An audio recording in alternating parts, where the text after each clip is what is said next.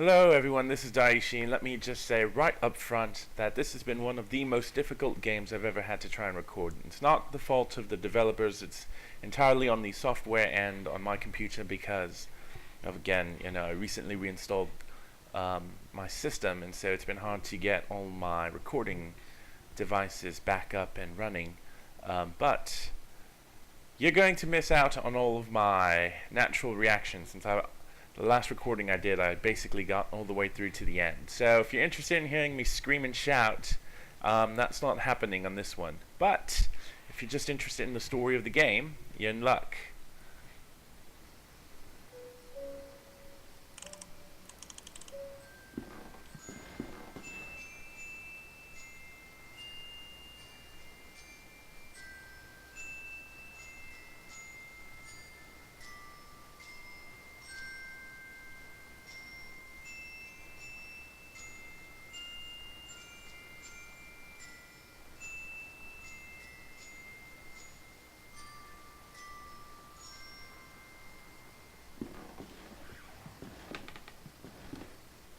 Okay, so when we last left off, for some reason there was a glitch at that point. With her gone though, we can look outside. You see this pipe? Now, dry leaves that have accumulated in a hole of this old rusty pipe. They're blocking the water stream down. Okay, so remember that. I mean, if there's something in the pipes, you need to put a net. But it's full of dried leaves, so we need to move all these leaves. And then you try the net again. But unfortunately, for some reason, adventure game logic, you shouldn't be able to do it because you might cut yourself. So how do we fix that? We blunt it with that stone we picked up on the ground. So now you need not fear being cut. Then you can place the net. The net should catch anything coming down the pipe. So now, what we have to do is somehow get something to flow down the pipe. Which is why, if we come to the bathroom, you see this shiny object? If we take a look inside, there's a puddle in the shower hole with something shining under the grating. I can't see it properly. So we need not worry though. I already can open the tap with no risk of losing the shiny object. So let's go ahead and get the water flowing.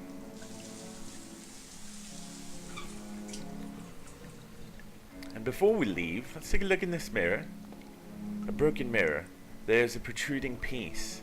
So let's go ahead and grab that. So now we've got something sharp. But what do we use it on? How about this tapestry? Another tapestry there. I remember from my school days, the student dormitory was here. Let's give it a try. No, does not work. So obviously, some other use for it. The mirror chunk is sharp, but too weak to cut the tapestry. It might break. And in fact, if you go through it and use it on anything else in your inventory, each time it will tell you that it might break. So the game is basically trying to communicate. You're not supposed to combine it with anything else that you might find. Oh wait, look, okay, so something that was shiny went down the pipe. The net has caught the shiny object. Let's take a look at that. It's a glass tear, probably once belonging to a piece of jewelry. Okay. So now we've got a shiny object in the shape of a tear. So if it's in the shape of a tear, then obviously something needs to indicates that we need to make something cry. It has to do with weeping. So when you think of signs from God, when you think of, holy symbols, one of the most common is a sign of, the Virgin Mary crying. So here we go. I've placed the glass tear in the hollow of the Virgin's cheek. It seems that it fits perfectly. Okay, nice, but actually it doesn't result in anything. You can go through this dialogue over and over again, and we did it previously in the last walk through. Basically, she tells you to pray. So we have to catch her attention somehow, which is where the mirror comes in. So you see how it's making that tear glow. So the nun finally catches sight. Our mother is crying. Oh my lord, what does it mean? What have I done? What have we done? Obviously something wrong. I mean, the first indication that there's some sort of problem might be the fact that everyone's dying. You must help me. Cough! What can I do? What's wrong with you? There's little time. I tell them about my pain and describe the unbearable and endless pain, yet they do not listen. They pass me by without even looking at me. They say that they're praying for me, but it does not cure my ailment. But sir, I know, but I beseech you, you'll be saving me from horrible torture. I'll be eternally in debt to you. I guess I could find the courage to help you. I understand, sir, the magnitude of what I'm asking. God bless you. I don't know how I can show my gratitude. What I need you to do is, without the nuns noticing, to try and get an amount of morphine, enough so that I can be embraced by the deepest of our dreams, and in that way stop the rhythm of my heart. So that morphine that was in the nun's room upstairs, if we head back that way.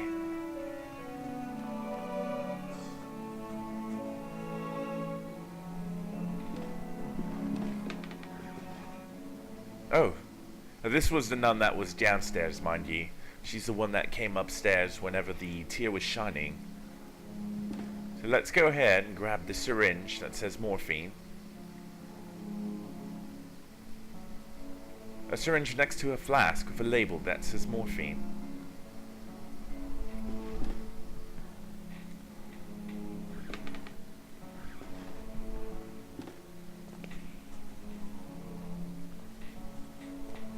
So now let's go give this man a stab.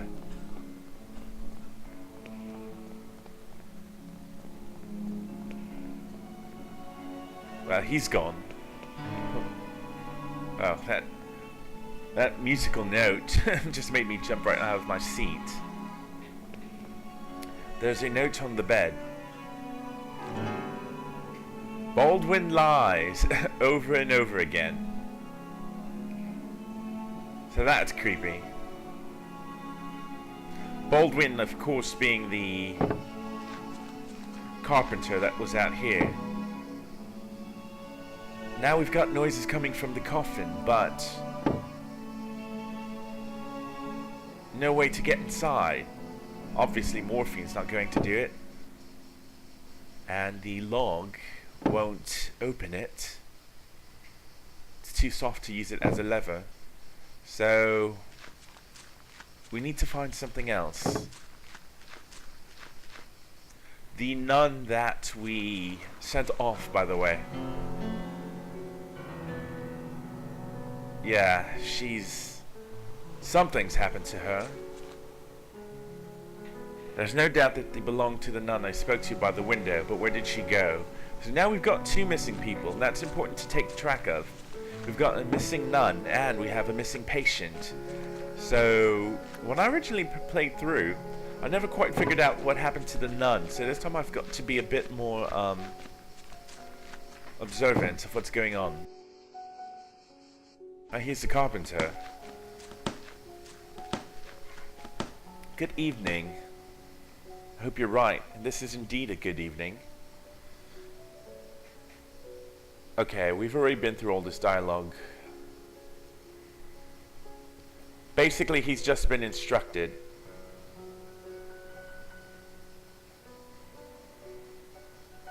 We've been through this as well. He basically tells us that the Monsignor hired him. Tells us that there are all these corpses that are popping up. Looks like his toolbox. I wonder if there's something useful in it. I might be able to take a look if I keep him distracted. So let's see. Tell me about Mother Elizabeth. She's pretty strict, I can tell you that much, Mr. Devitt. Don't think she very much likes me, either. Tell me about this place. Well, the construction of this building was ordered by an Episcopal Bishop of Aberdeen in 1805. Tell me about Aberdeen. It is the place where I was born and raised, one of the biggest cities in Scotland. So see, now he's getting on to telling me about the city. So while he's doing that, oi, you seem a bit distracted, Mr. Devitt. Oh, don't worry about it. Right, I'll leave you with your work. Actually, I sort of want to hear what he says if I just let him continue talking about Aberdeen. Let's just indulge me really quickly. So, if you look there towards the northeast, you'll see King's Chapel Tower is the highest point of the city. Oh, that's all. Never mind.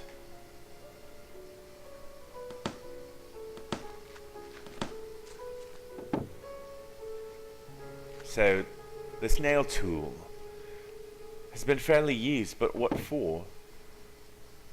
Well, obviously we need to use this on the coffin. Oh, that's nice.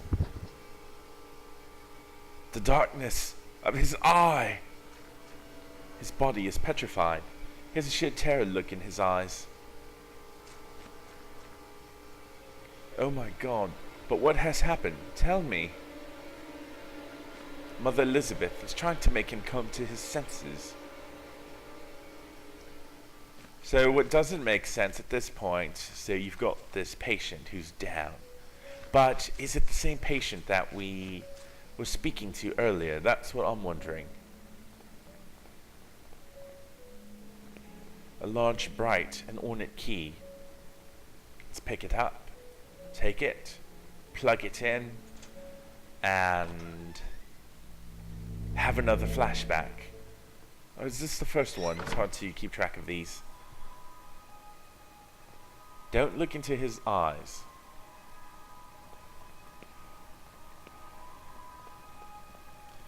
Because something dwells in his eyes, I feel as if they left a word out. I believe it's supposed to say, because evil dwells in his eye. The deepest darkness.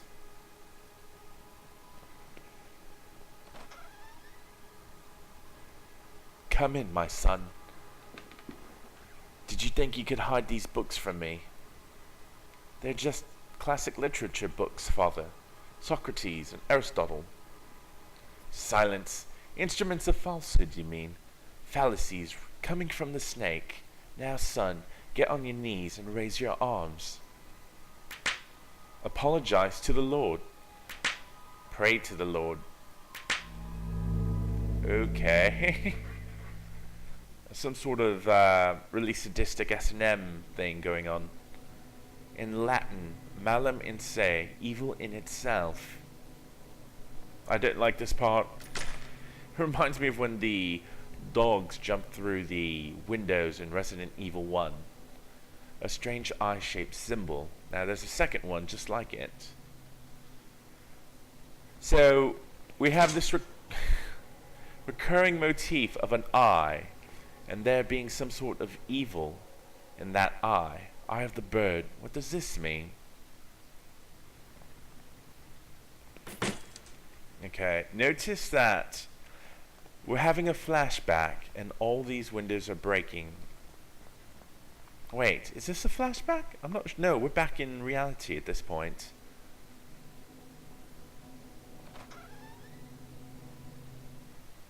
Lord, your eyes burn me. I don't deserve mercy nor forgiveness. O Lord, have mercy on my soul. Who are you sending me? Is death to whom you are handing me over? Has my hourglass already run out of sand? Father Ernest. Ernest, it's been many years since I last heard that name. Since... Oh, I see. Father, I'm here to be able to remember. You have to help me, I beg you. Pleas, entreaties, petitions, praying, torment, exemption. Pastimes bring us just misfortune and pain. Father Ernest, I was one of your students. One of my students, you say. It's only the Lord, the one who teaches us. We all must follow his ordinances and disciplines. Get closer, son. Come to pray next to me. This is creepy. He has a large burn covering his eyes. He's completely blind.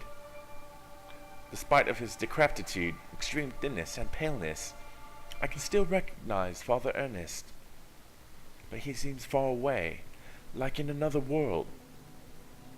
Alright, so glory be to the Father, and the Son, and the Holy Spirit, as it was in the beginning, is now, and ever shall be. Now, my son, tell the Lord which is his voice, the sharp sword, the wise quill, or the delicate pedal. Alright, so the first time through, I chose really, really nice, sort of the Lord is forgiving pathways. I didn't choose a sword, I didn't choose judgment. This time I'm doing the opposite. Let's go ahead and say he's like the sharp sword. Yes, that's it, my son. The Lord with his sharp sword transmits us his wisdom, his power, and his punishment. If you choose something like the pedal or the book of wisdom, he basically goes off on you and says that you're going to hell. There's no forgiveness for you. So this time he approves. And now, my son, tell the Lord which one is his holy path, the wise virtue, the endless blame, or the blessed penance. I'm a bit confused on these. I believe endless blame might be a good one. Yes, that's it, my son. Nostra culpa infinita est, and it always was, and will. And now, my son, tell the Lord who are you, the faceless pilgrim, the gate guard, or the lost seaman. Last time I chose pilgrim, this time I'm going with gate guard. Oh! No, wrong. Damn it.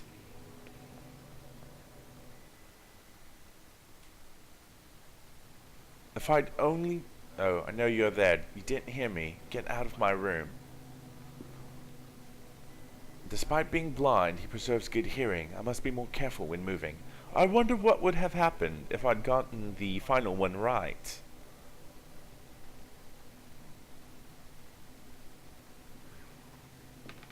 An old razor blade stained with blood.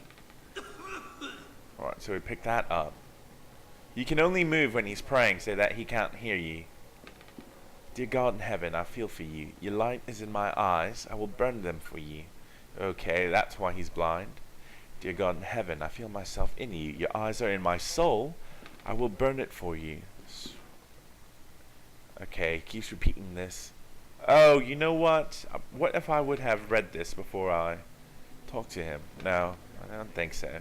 Your sword is in my hands. I will burn them for you. My blame is in your heart. I will burn myself for you. So obviously mildly insane and suicidal. Although why, I'm not sure. Also completely covered with crosses. A mentally ill at. Oh, by the way. An old razor blade stained with blood. That implies he's been cutting himself, and I'm not sure that I enjoy that notion. Using the wooden stump as a handle, I can use this to cut.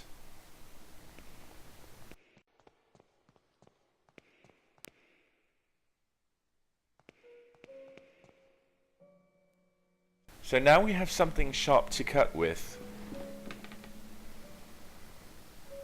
which will allow us to go back, take a look at this tapestry, and give it a good dicing, and we can go inside to the old dormitory.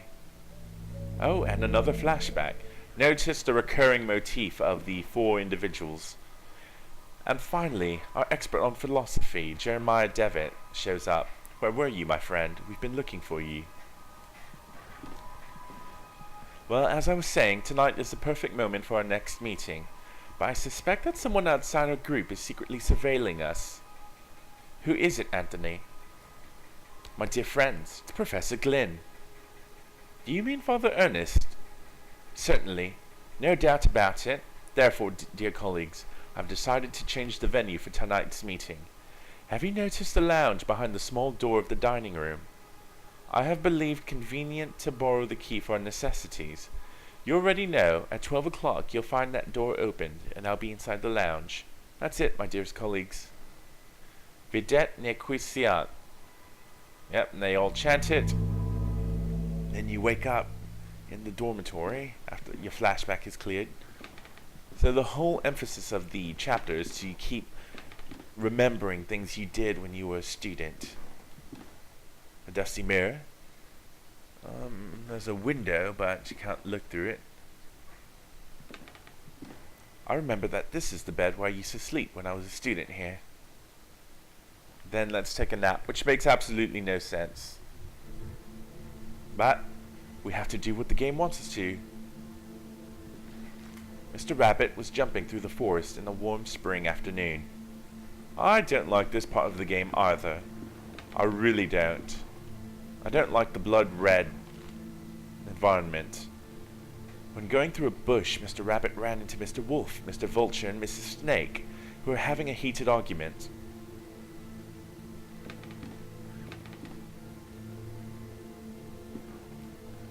Mr. Rabbit, curious, asked them, "Dearest, why are you arguing in this beautiful and cheerful spring afternoon?"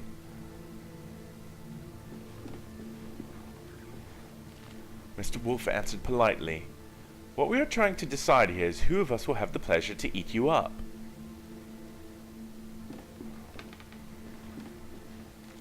Mr. Rabbit, really scared, said, "But I don't want to be eaten. I want to live."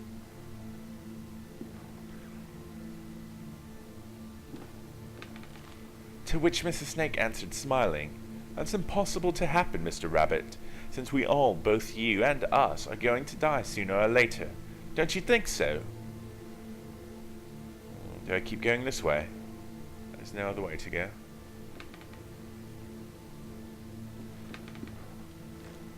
Mrs. Snake is right. Mr. Vulture added, "Mrs. Snake is right. We should stick to the issue at hand. It's getting late and, as you see, we do not agree. Do you want to help us to decide, Mr. Rabbit?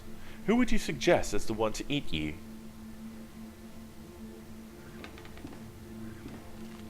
After thinking about it for a while, Mr. Rabbit came up with an idea and carefully said, "I got it. Why not to organize a race? The first who arrives to the forest clearing will have the privilege to eat me. No doubt Mr. Wolf can run at high speed, but Mr. Vulture can go flying and avoid any obstacle, and I'm sure that Mrs. Snake knows all the shortcuts within the forest. I guess the competition is balanced. What do you think?"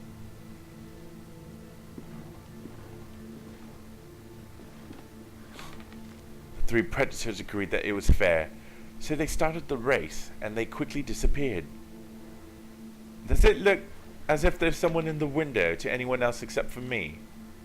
I mean, it's sort of in the shape of an X, but the shadow looks like a human pressing themselves up, trying to look inside. Mr. Rabbit, happy to trick them, started running at high speed in the opposite direction of the predators who, eager to prove their worth, didn't realize the trick.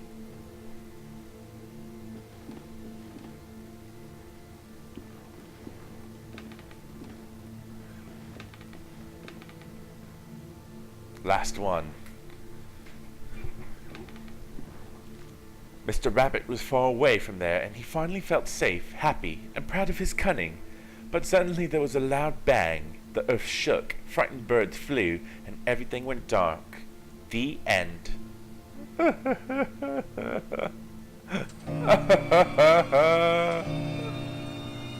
Oh, this is so creepy. Oh, they watch you. It's so...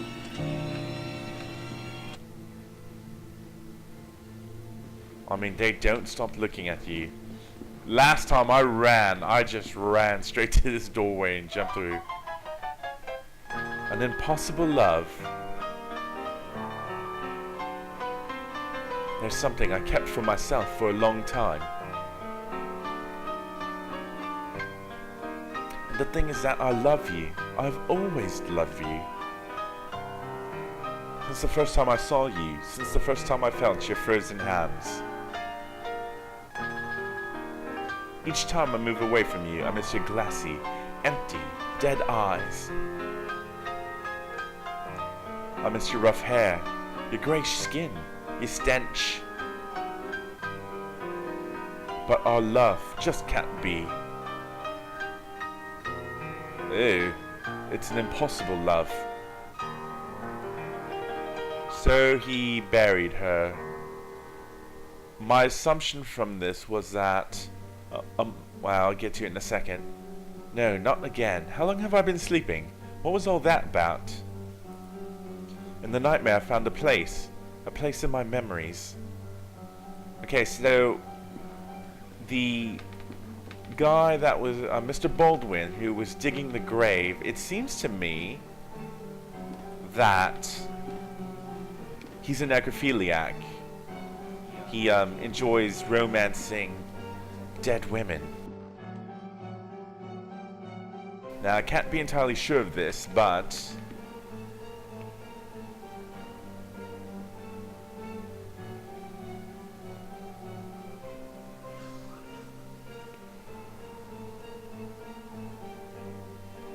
so you're still allowed to talk to people. So obviously, you know, although things have gone grim,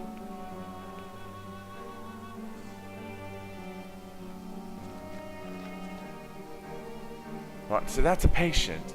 Where did he bury this woman? I mean, he's nowhere to be found at this point.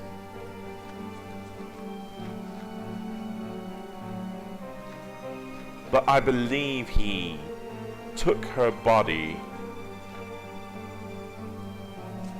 and had, how do I put this? I believe he had sexual relations with the dead nun who'd jumped off of the cliff. Could be wrong, but in my disturbing nightmares, I was brought to this spot.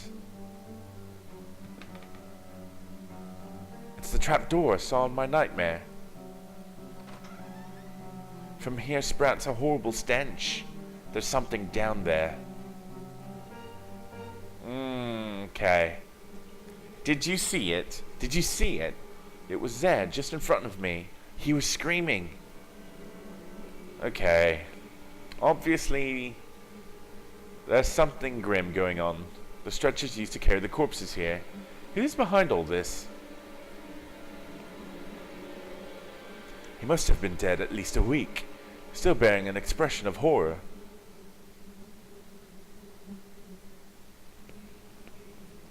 Is this the nun? The decayed corpse of a young woman. It seems as if she's been devoured by an animal. No, that can't be the nun. I'm seriously believing that he had sex with the body and then buried it. He shakes uncontrollably, his body racked with pain, and there's only one way to end his suffering. That's right, ladies and gents, we still have the morphine. Ugh.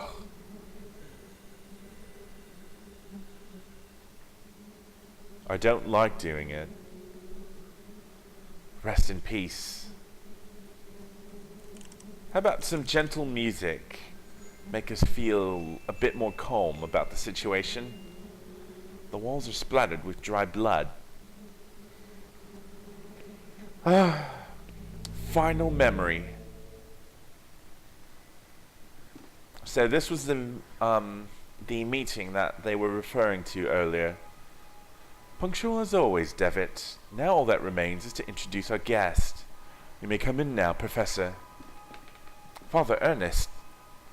Do not worry, my friend. I invited him to join us this evening. The professor genuinely shares our curiosity, and who better to complete our group than one of the most renowned theologists? Moreover, we mustn't ban those who are willing to explore beyond the veil. The moment we have long awaited has now arrived. Please, all of you take a seat. We shall begin the procedure. Soon shall the door be opened, and then may we finally see what lies beyond. Now I ask that you close your eyes. You'll feel a momentary prick as I inject you with the serum.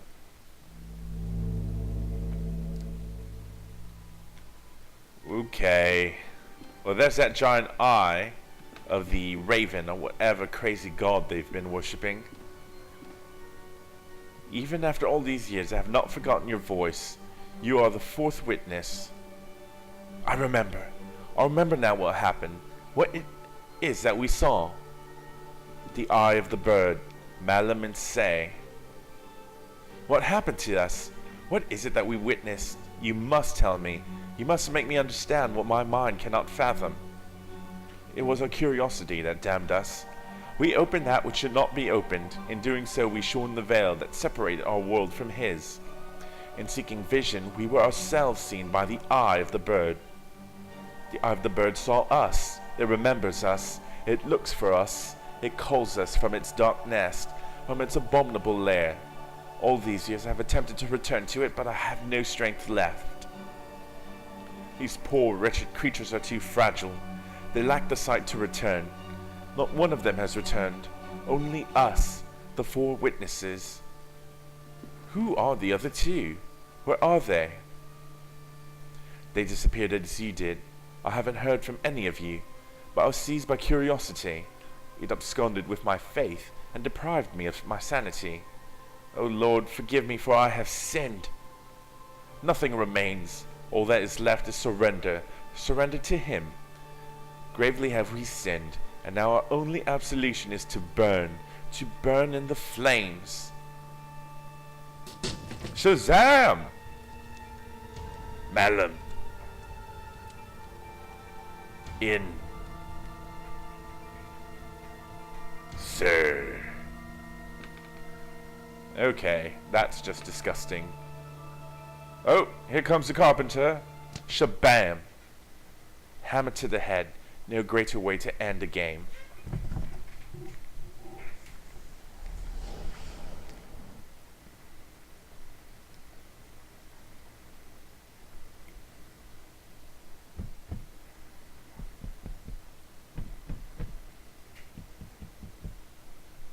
Under no circumstances are these the sounds that you want to hear when you are barely coming back into consciousness.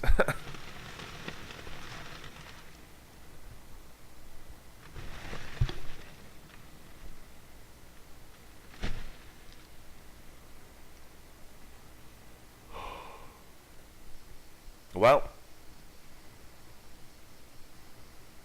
there you go. The adventure continues in Chapter 3. And basically at that point, all these are just various descriptions. Apparently some of the fans of the original game got a chance to contribute to the various descriptions of different points and objects throughout Chapter 2. So what do I think? I believe Chapter 1 maintained a sense of fear a bit more strongly throughout, although Chapter 2 starts off much more frightening.